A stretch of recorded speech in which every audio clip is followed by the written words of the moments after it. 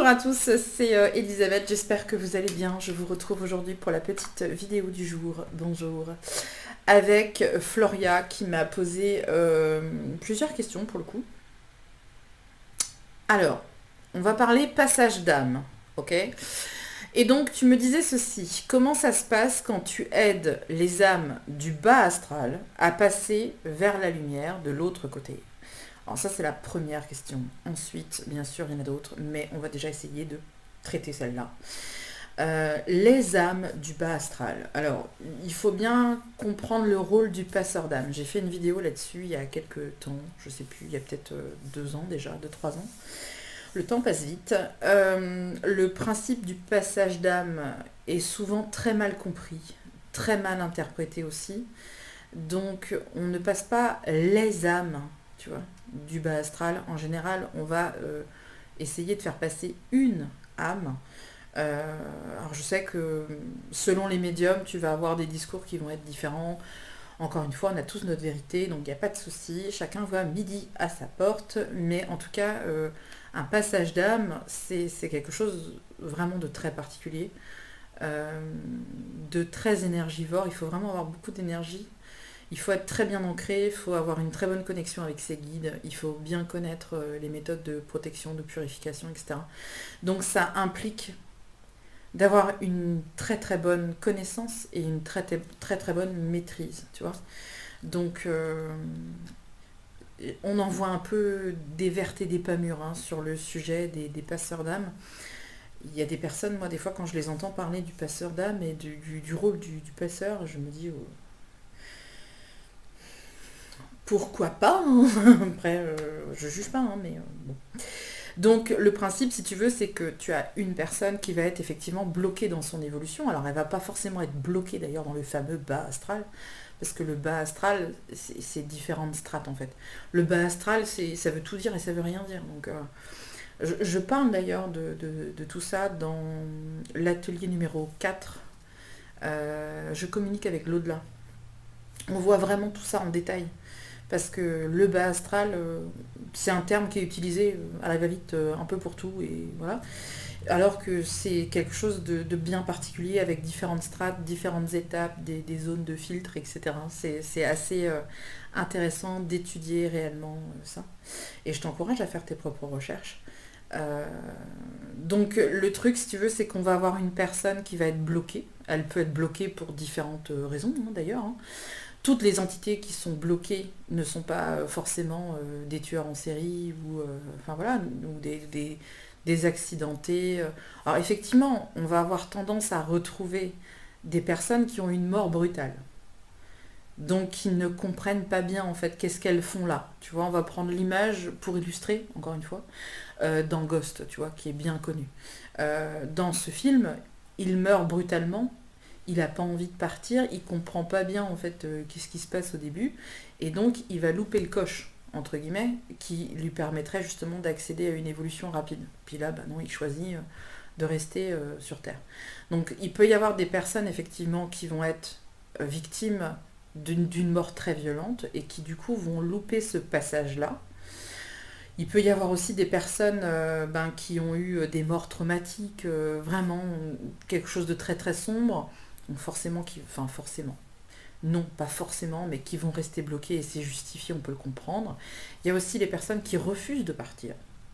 C'est-à-dire que on peut très bien imaginer que le père de famille qui meurt et qui laisse derrière lui sa femme, ses enfants, etc., le malheur, la tristesse, on peut comprendre le choc énorme, le tremblement de terre que ça peut générer dans une famille. Donc forcément, lui, il est pendant 4-5 jours, il voit tout ça, il voit cette tristesse, ce malheur, etc. Il n'a pas du tout envie de partir, on peut le comprendre. Il y a aussi des personnes qui vont être très attachées à un lieu. C'est ce qu'on rencontre souvent dans les lieux qui sont hantés, par exemple. Quelqu'un qui a bâti sa maison de ses mains et qui a investi son temps, son énergie dans la réalisation de ce projet, il meurt, il n'a pas forcément envie de lâcher prise là-dessus, on peut le comprendre. Donc on va être confronté à des gens en tout cas qui sont bloqués dans leur évolution, qui ne sont pas forcément dans le bas astral, c'est important, mais qui sont en tout cas bloqués dans leur évolution. Et là, on va avoir un travail de négociateur. Tu vois, c'est une négociation. C'est-à-dire que quand on prend contact avec une personne qui est bloquée, selon la situation, bien sûr, on ne va pas forcément être super bien reçu. Quelqu'un qui ne veut pas partir va prendre le médium comme quelqu'un qui vient l'expulser, quoi. Tu vois, t'es chez toi dans ton canapé, Floria, et il y a quelqu'un qui rentre chez toi qui te dit bon allez hop, maintenant dehors. Tu vas pas forcément très bien le prendre, tu vois. Donc il faut avoir beaucoup de tact, beaucoup d'intelligence. Il faut pas mettre de pression, on n'est pas là pour les chasser, on est là pour les entendre, on est là pour les rassurer. Donc ce qui implique aussi d'avoir une clairaudience, une clairvoyance, une clairsentience. Et toutes ces capacités-là vont permettre une prise de contact avec la personne concernée, puis une négociation qui peut durer 10 minutes, qui peut durer 2 jours, qui peut durer 2 mois. C'est pas nous qui décidons, c'est la capacité d'écoute de l'entité qui va faire la différence. Plus elle va être rassurée, plus votre discours va être construit aussi, et plus elle va comprendre en fait que là, un passage n'est pas définitif. Très souvent, les défunts, les entités, les morts, tout ce que vous voulez, moi j'ai tendance à dire entités, ont la crainte de partir sans pouvoir revenir. Donc très souvent c'est ça qu'ils me disent. Mais si je pars, je reviendrai plus. Mais si, en fait, on peut revenir après, il n'y a pas de souci, sans être bloqué, bien sûr, mais il faut être suffisamment évolué pour ça. Et quelqu'un qui s'en va n'a rien à faire sur le plan physique. Donc il peut venir ponctuellement, mais il ne peut pas évoluer sur notre plan. Ce n'est pas son rôle, c'est pas du tout l'ordre des choses, c'est comme ça. Donc, comment ça se passe? Bah écoute, tu as une première partie, c'est-à-dire qu'il faut que tu prennes contact avec la personne qui est concernée, puis après tu essayes d'instaurer un dialogue, de la rassurer, et puis ensuite d'argumenter pour qu'elle comprenne qu'il ne faut pas rester là. Et ça, c'est beaucoup de temps et beaucoup d'énergie, crois-moi. Comment fais-tu pour y aller? C'est-à-dire dans le bas astral, quelque part, que tu imagines. Mais ce n'est pas forcément le bas astral.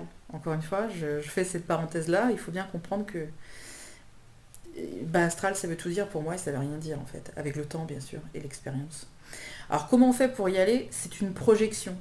Je parle beaucoup de projection dans mes ateliers, j'en parle aussi quand on parle de soins. C'est-à-dire qu'on va imaginer que on va dans un endroit pour aller chercher cette personne qui est bloquée. Donc c'est une projection qui est vraiment personnelle. Donc moi, ma vision, la vision que j'ai quand je vais chercher quelqu'un, quand je vais essayer de nouer un dialogue avec la personne qui est bloquée, j'ai toujours la même vision qui me vient. C'est pas volontaire, hein, ou peut-être inconsciemment. J'ai l'impression que je descends dans une cave. Donc j'ai toujours la vision, si tu veux, de descendre avec des murs en pierre sur les côtés. Et je descends un escalier en pierre. Et puis bah, en bas de l'escalier, c'est très très sombre. Et quand j'arrive en bas de l'escalier, j'ai l'impression que c'est comme si je portais une lanterne dans mes mains. Et il y a un cercle lumineux tout autour de moi. Donc je peux progresser en fait dans cette espèce de cave qui est très très sombre. Mais tout autour de moi, il y a toujours un cercle en fait très très lumineux. Et j'ai toujours la sensation, si tu veux, qu'il y a plein de choses qui passent à côté de moi, des choses me frôlent, ou peut-être même qui me bousculent, mais ça doit être énergétique parce que je ne les vois pas forcément. J'entends des grognements, j'entends des cris, j'entends des pleurs, j'entends des gens qui se plaignent, j'entends... la dernière fois, j'ai fait un passage la semaine dernière, j'entendais quelqu'un qui priait, qui appelait à l'aide et qui priait. Et il y a plein de monde en fait. J'ai l'impression qu'il y a plein de monde, mais avec mes yeux, je ne vois pas. C'est bizarre hein, ce que je dis. Hein. Donc je déambule dans cette espèce de cave et je vais y aller à chaque fois qu'il est nécessaire de trouver la personne. Des fois, tu mets plusieurs jours à trouver la personne concernée. Il faut chercher partout. T'as l'impression que tu cherches quelque chose dans une cave et que tu ne trouves pas. Et que tu passes à travers des gens, etc. Il y a des gens qui te menacent, il y a des insultes, il y a des choses, il y a des gens qui te crachent dessus. Bon, c'est jamais super agréable. Mais, et tu sens, c'est comme si tu avais un temps imparti, tu sais. C'est comme si on te disait, bah tiens, tu as une projection là qui va durer 10 minutes.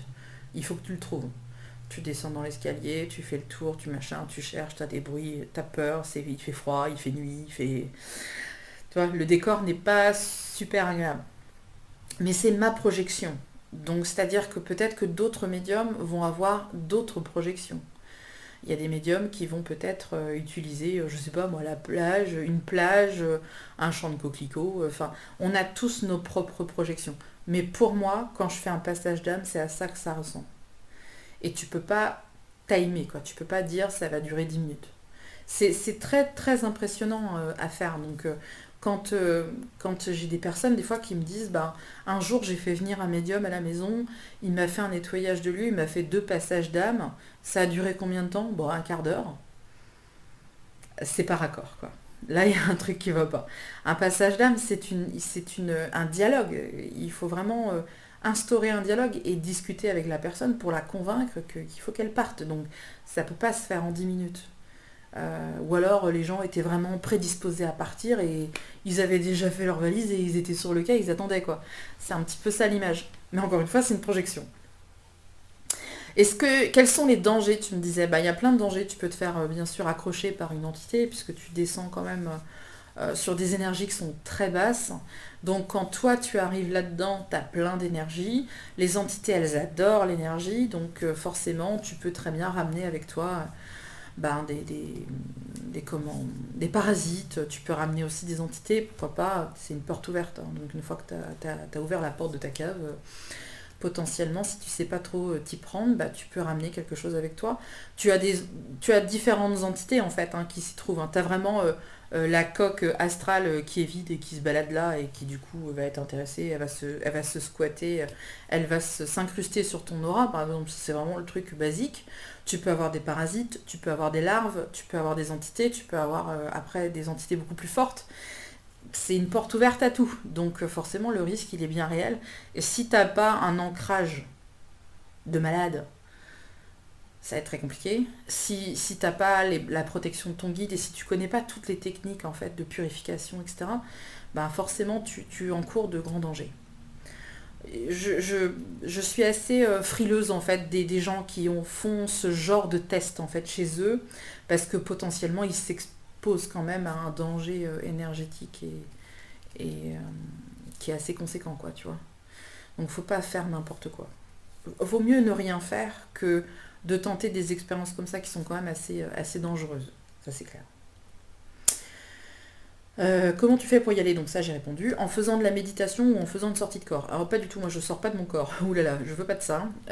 Parce que sortie de corps, moi je me dis toujours que si je fais une sortie de corps, tu vois, ben si je sors, ça veut dire qu'il y a personne à l'intérieur. Donc s'il y a personne à l'intérieur, si potentiellement il y a quelqu'un autour, tu vois, là ça me fait un peu peur. Je crois que j'ai vécu un peu trop de tentatives d'incorporation, ce genre de choses. Donc je vais pas sortir de mon corps. C'est des projections, c'est-à-dire que tu imagines que. Méditation, non, pas forcément, mais par exemple, je vais être. Des fois je me fais un peu surprendre par la projection, c'est-à-dire que tu es en train de travailler, tu es en train de faire quelque chose, voilà, et puis d'un coup, paf, tu as une vision où on te montre que tu descends l'escalier. Tu te dis, ah bah merde, donc c'est maintenant, quoi. Donc faut tout arrêter, tu te poses dans un coin. Effectivement, ça peut être une certaine forme de méditation. Moi, j'aime bien me mettre dans mon lit au calme et imaginer que je suis en train de faire ça par projection. Chacun sa technique, encore une fois, bien entendu. Comment vois-tu leur environnement? Bah donc ça j'ai répondu. Dans ce qu'on appelle le bas astral, voilà, je vais reprendre tes termes. Si on visionne le bas astral, c'est très très sombre. T'as l'impression que... Ça me fait penser à un jeu. Mon mari avait eu un jeu comme ça, je pourrais pas te dire qu'est-ce que c'était. C'était comme dans un jeu vidéo où ils étaient dans la nuit tout le temps. Et t'as toujours l'impression qu'il y a quelque chose qui va te sauter dessus ou que tu vas te... Tu vois, t'as un sentiment de peur, d'oppression, t'es pas bien, énergétiquement tu te sens pas bien, et puis quand tu reviens de là, t'es complètement lessivé. Donc t'as quand même une grande perte énergétique quand tu te déplaces, entre guillemets, sur des plans comme ça, même par projection. C'est pas terrible. Par contre, tu vois, une personne qui vient à décéder, pendant 4 à 5 jours, elle va être sur le plan physique. Elle va être sur notre plan. Donc son décor est complètement identique au nôtre. Il n'y a pas de différence en fait. Tu vois ce que je veux dire? J'espère que tu vois ce que je veux dire. Quand tu as des défunts aussi qui reviennent voir les vivants, par exemple, c'est ce qui est logique aussi, surtout sur des périodes comme ça, on arrive à Noël. Donc très souvent, les défunts reviennent un peu dans leur famille pour voir ce qui se passe. C'est assez amusant pour eux de le faire. Il y a toujours ce regard finalement et cet amour même à travers la mort. Et quand ils viennent sur le plan physique, encore une fois, c'est exactement la même chose. Il n'y a pas de différence. Après, ce qu'ils me montrent parfois dans des contacts médiumniques, c'est quand ils font des choses. C'est-à-dire que euh, un défunt se rend compte, si tu veux, que son corps physique n'existe plus une fois qu'il est parti, et que du coup, il n'y a pas de limite dans ce qu'il fait. C'est juste comme s'il devait penser. C'est-à-dire qu'il pense à New York, il est à New York. Il pense à l'opéra de Sydney, il est à l'opéra de Sydney.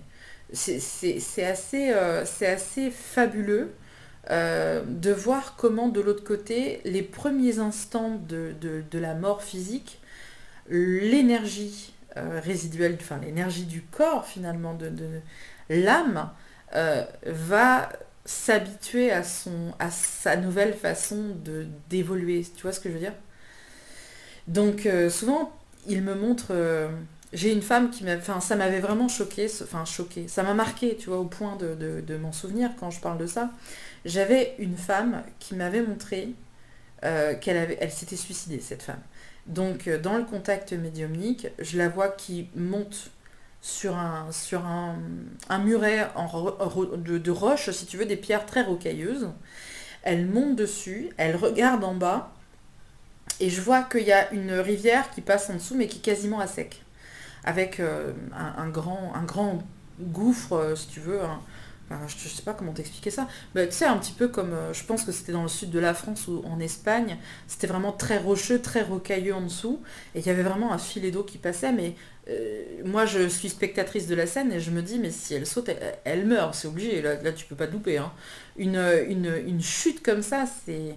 Et en fait, elle me montre qu'elle saute, elle se suicide, elle saute de ce pont, et arrivée en bas, c'est comme si la lumière s'éteignait, il y a plus rien. Et je vois son corps qui rebondit. C'est très bizarre cette vision. Elle m'a vraiment marquée. C'est comme si elle rebondissait. Et je la vois comme s'il y avait de l'eau, il y avait énormément d'eau. Et je la vois filer sur l'eau, tu sais, comme si elle faisait du ski nautique. Et je la vois qui part dans tous les sens. L'eau à une vitesse incroyable. Et je transmets ça, je transmets cette vision qui est très bizarre, j'avoue, mais je transmets cette vision-là.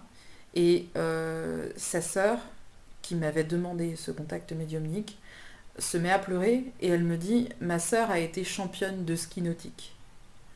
Quand elle était très jeune, quand elle était adolescente, elle a été championne de ski nautique.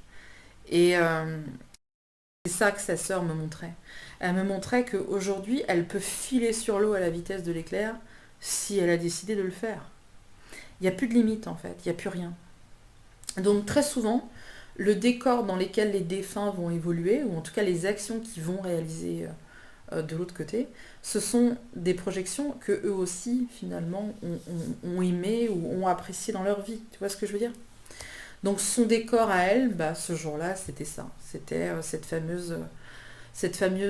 fameuse rivière qui était complètement à sec le jour où elle a sauté, qui dans sa projection était devenue un lac merveilleux sur lequel elle faisait du ski nautique. Tu vois? Et c'est ça qui est beau, je trouve. Je trouve que ces images-là sont assez belles. Une femme, moi je me souviens, il y a eu une femme aussi, c'est pour ça que je parle du champ de coquelicots. J'ai eu une femme qui est décédée, qui a eu une vie vraiment terrible. Un vrai chemin de croix. Il y a des gens qui ont des qui sont très compliqués. Et elle adorait les coquelicots. C'était sa fleur préférée. Et son mari me demande une consultation pour un contact médiumnique. Et elle me montrait cette femme qu'elle était allongée dans un champ de coquelicots. Et je voyais au début, je comprenais pas parce que j'étais en vue, c'est comme si je passais en fait au-dessus du champ, je voyais pas ce qui se passait, je voyais du rouge partout. J'ai dit, je sais, qu'est-ce qu'elle est en train de me montrer? Ça me fait peur. C'est du sang. Je sais. Et en fait, non. C'était un champ de coquelicots. Elle me montrait qu'elle était allongée dans un champ de coquelicots et elle me montrait le soleil sur sa peau. Elle me montrait qu'elle était bien, qu'elle était.